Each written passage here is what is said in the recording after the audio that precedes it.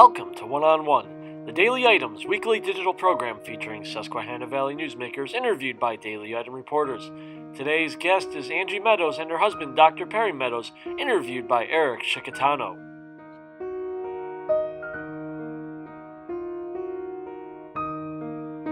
In February, Sunbury Motors will shift into high gear during its President's Day sales event. Choose from 4 city blocks of new Fords with savings up to $16,000. Back from over 60 new Ford F-150 4x4s priced as low as $29,934. Deals on new 2019 Ford Fiestas are in overdrive. SMC has them starting at just $12,820, and it gets 35 MPGs. Select from over 45 Ford Escapes, and they're slashed to an amazing price of $17,820. SMC has an incredible deal on a 2018 Ford Fusion, discounted down to $17,770.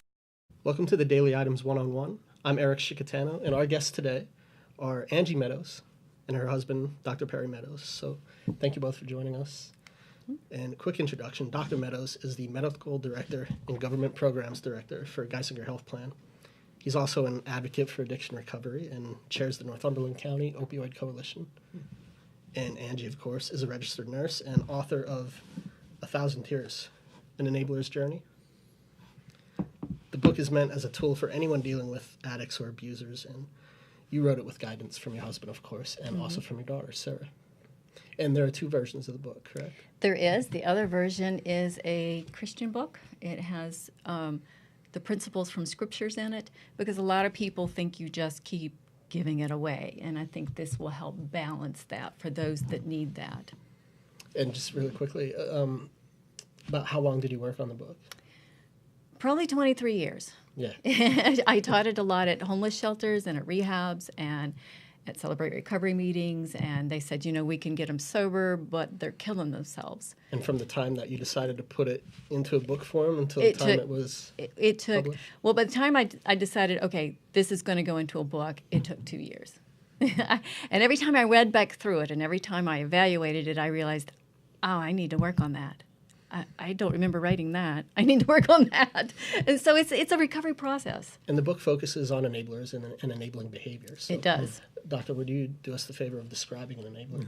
An enabler is someone who empowers another person to persist in self-destructive behaviors by making excuses, by providing funding, but basically doing anything to keep the individual they're enabling out of trouble. And is that a form of addiction in itself? Absolutely. It's definitely a form of addiction. An enabler is basically addicted to the addict. So an enabler gives away their power and their authority and their decision-making skills to an irresponsible person. And they think by doing this that they're going to help that person recover, and it really backfires on them. What are some of the most common enabling behaviors? Some of the most common enabling behaviors is just blindly giving money to somebody for an excuse, this emergency, I've got to pay this bill, but they hand them cash instead of writing a check to the place where it needs to go, and instead of following up with it to make sure that, okay, where's the receipt? I want to make sure you did this. And so the addict, he's not able to make rational decisions. Well, an enabler isn't either.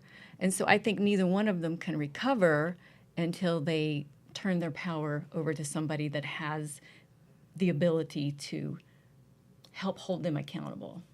Just to be clear, you both have personal experience with the addict and addictive behavior, but today we're focusing solely on the book. Your personal story you've told many times in several different mediums, including the Daily Item. So, Angie, you wrote in the book, the only way to recover your loved one from this bondage is to recover yourself first.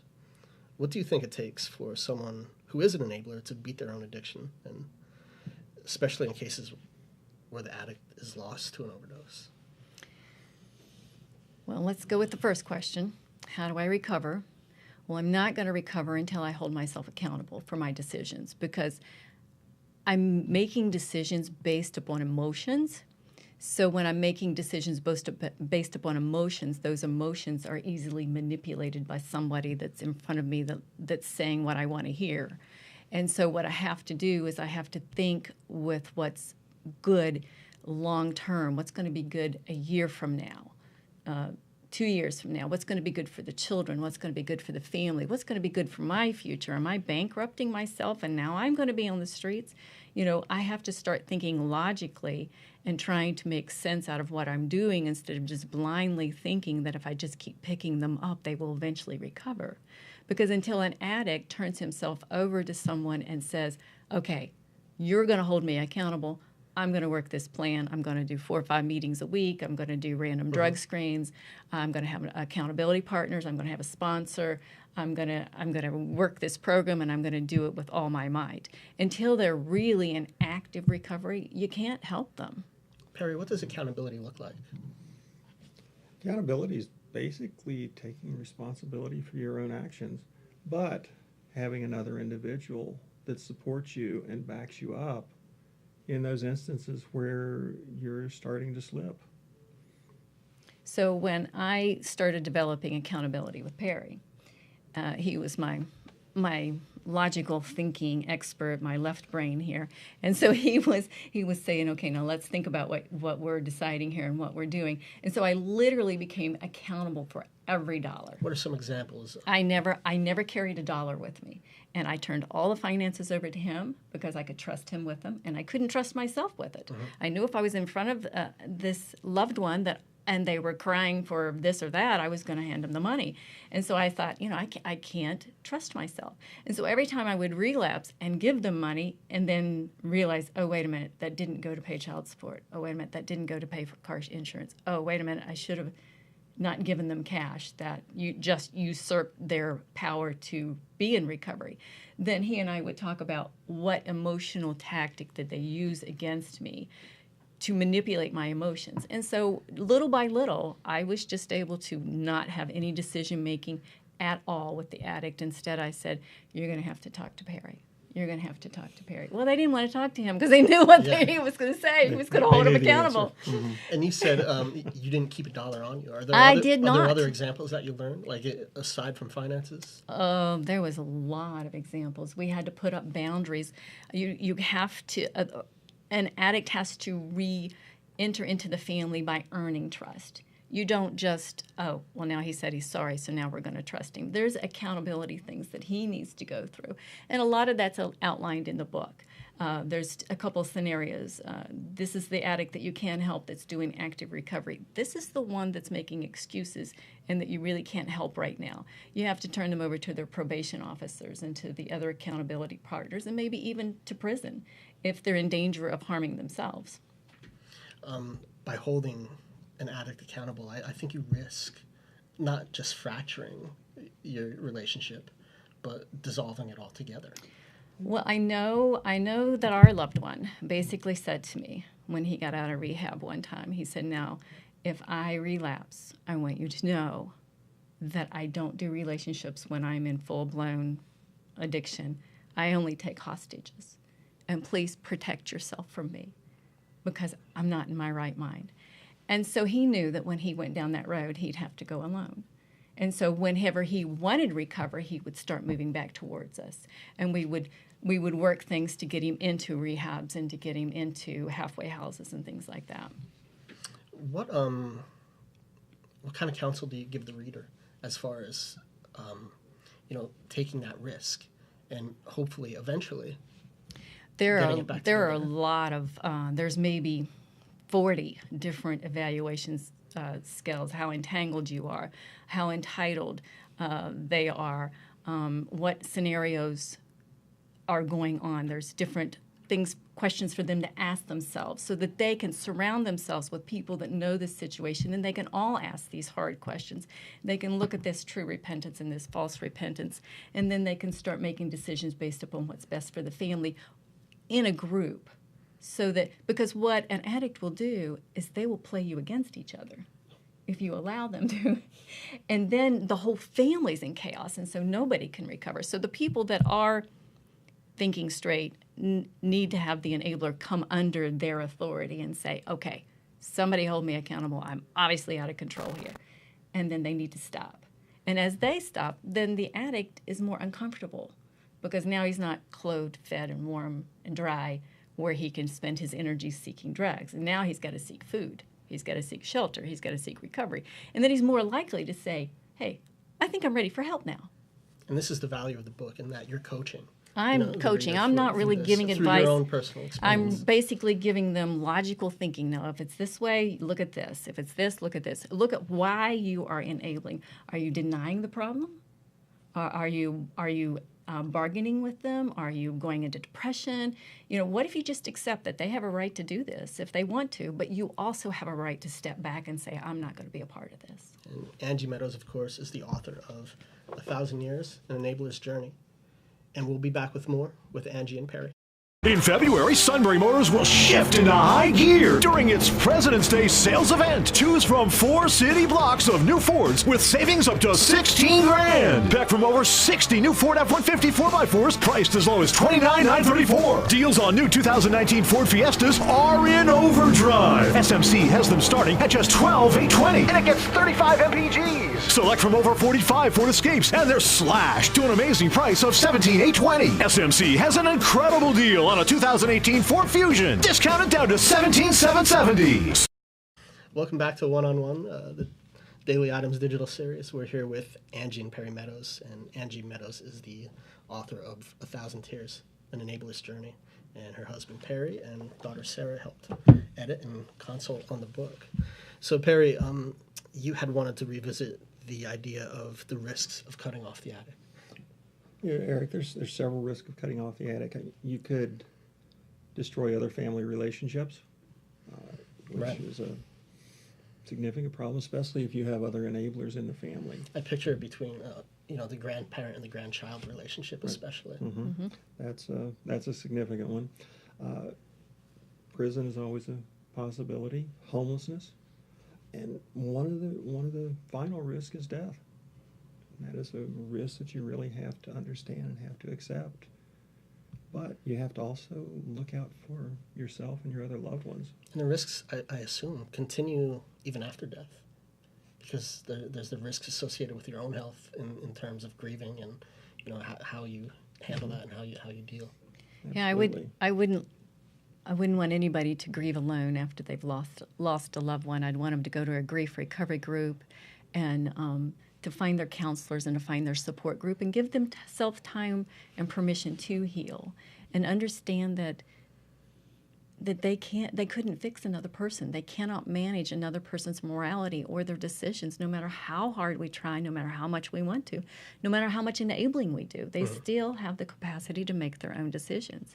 And in our case, what we're looking at and what we have had to deal with is chronic overdosing, where there's like 30, 40, 50 overdoses and multiple suicide attempts over multiple decades. And so at some point, when there's rehabs can't handle them and halfway houses can't handle them and homeless shelters kick them out, they've got to go to the streets or they've got to go to prison, because if they can't handle them, how can I handle them? I have innocent children in the home to protect, and I have their children to protect. And at some point, we have to just say, you're making your own choices. When you want to recover, when you're ready, we're ready to help you. But we're not going to participate in this behavior. We're not going to participate. We're not going to enable you to continue being comfortable with these behaviors. One of the concepts that you visited in your book is something that I hadn't given a whole lot of thought to in my reporting on the opioid crisis and addiction, and that's the idea of the financial risks on part of the enabler and the entanglement that you describe in your book. What are some advice that you can give to people who are going through that now and how to untangle themselves from financial dependency with the addict? Let me see if I can get to my page here. There's an entanglement checklist where they can see how entangled they are, where they can see, okay, am I paying rent? Am I paying rent twice because the first time they said they were going to pay it and then they didn't pay it? Am I paying car insurance? And so when I made this book, I'm making this book into several small books.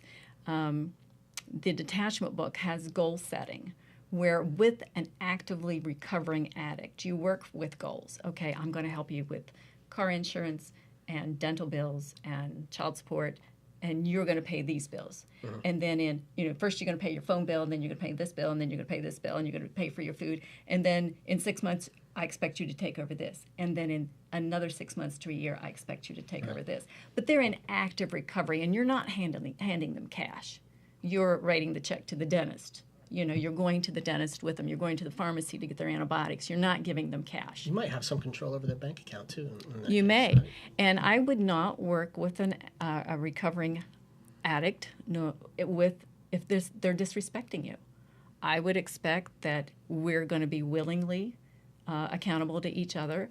There's going to be kindness. There's going to be support. And I've heard of a lot of people who allow a recovering addict back in their home, and then there's just constant chaos and friction and snippiness and rebellion that's just like an undertone of things that they need to deal with that they're rejecting and refusing. So basically, they're sitting in your home learning how to be a functional addict. But what about for the people who aren't in recovery, for active addiction? When they are not in recovery, there is no financial support. There is calling probation officers. There's holding them accountable, making sure that they're not driving around stoned. So you would suggest like cold turkey, everything off as far as financial resources? How can you give resources to somebody that's going to squander it? And the sooner he gets to his bottom, maybe he will make a different choice. But if he goes to that bottom slowly, will he even know that he's fallen from here to here? But if he goes real quick, he's going to be like, I don't think I like it here. And maybe you can recover him quickly. You mentioned about kind of taking the steps in financial recovery for someone in recovery. I guess that goes a long way toward restoring trust in a relationship. Absolutely. There's a whole trust scale. Don't leave your purse out. Don't let them have your PIN numbers. Don't let them have car keys. Don't let them have the codes to anything. And there's a lot of things that are wasted if you're continually do not hold someone accountable. Like if you have a college student, you have to say, okay, is the money going where it's supposed to be going? Are the grades where they're supposed to be? Or are we selling books back, and are we hanging out at frat houses and at parties all the time, and we're wasting this money where maybe if they set out for a year, they got some counseling, they did some work on their own selves, then they could go back or do some online school. Otherwise, you've got long-term problems that have developed there with irresponsible behaviors. Yeah, and this is the advice that you give, of course, in 1,000 Tears, An Enabler's Journey by Angie Meadows, with an assist from Perry. I wanted to ask, in what way can employers improve in welcoming someone in recovery back to work or into a new job? Because that's part of that trust building, I assume. And they have to build that trust at a job, especially one that might allow them to return. I would say, you want to talk about this one? Well, you have to have mentors. You have to have support. Depending on the employer and the size of the employer, a lot of companies have employee assistance programs Right. that they can use, and they can develop a plan to assist the employer and employee in returning to that relationship that they had previously. I mean, the employee has to be willing to submit to random drug screens. They have to really want to be back at work. I mean, one of the requirements that I would include would be group meetings. Is there a resource for employers to turn to kind of, maybe if they don't have an EAP? Not yet. Unfortunately, Eric, no. Yeah. I mean, that was actually a discussion that we've had at the Snyder Union Opioid Coalition. We actually had that again yesterday, and we're working through United in Recovery and the United Way to develop more resources for employers. Which, by the way, is one of the 3 opioid coalitions we have in our readership area. So I think if we had more sober living homes where they could go back to a place and be held accountable and have meetings there every evening and have other people that are recovering also, and they could work through their problems, and maybe even had counselors there available for group counseling and individual counseling where they could continue to be sponsored, because you can't just get them right out of prison or right out of rehab and then send them back to the environment that they were wounded in, and that they wound each other, and that is dysfunctional, and there's just not enough healing there. And so sometimes that's not good for the enabler, and sometimes that's not good for the addict. And it just can't always work out that way. So if they could go to a sober living home, then they would have health care. Yeah. They would be able to get these things, and they would be independent, and then they would be able to find some self-esteem, some, oh, I can do this. I can do this without taking money from grandma. I can do this. And so a lot of times, I mean, I've heard addicts say it's harder to say no to grandpa than it is to say no to heroin because he keeps wanting to pay the rent. And I'm like, no, grandpa, I need to do this on my own. Yeah. I don't think there's much in the way of sober living in our area. In our area, there's It's in the works. not any sober living homes that I'm aware of, but there are a lot of discussions about that. There's a couple of grant applications out, and there's another individual that's working on that as well. Angie, how do we go about getting your book? Barnes & Noble's got it. Amazon's got it. Vernus Fabrics has got it in Mifflinburg. The health food store's got it in Lewisburg. Several places. Are you maintaining a website online? Or I am, social media? enablersjourney.com, and also have a Facebook site, and I do a blog maybe like once a week where we just talk about a short topic, and we're also working on doing an audiobook this summer, and we're working on the small books, and we're thinking about doing some podcast or some audio, just short teachings, where it would be easy for people just to listen to this 7 or 8 minutes to give them some encouragement for the day on one topic or one area. And the name of that book, of course, is 1,000 Tears, An Enabler's Journey. And An Enabler's Journey, a Christian Perspective. Angie, Perry, thank you both for joining us today. I really appreciate it. Thank you for And having us. Thank you all for joining us, too. Thanks for watching One on One. Be sure to tune in next week for another edition.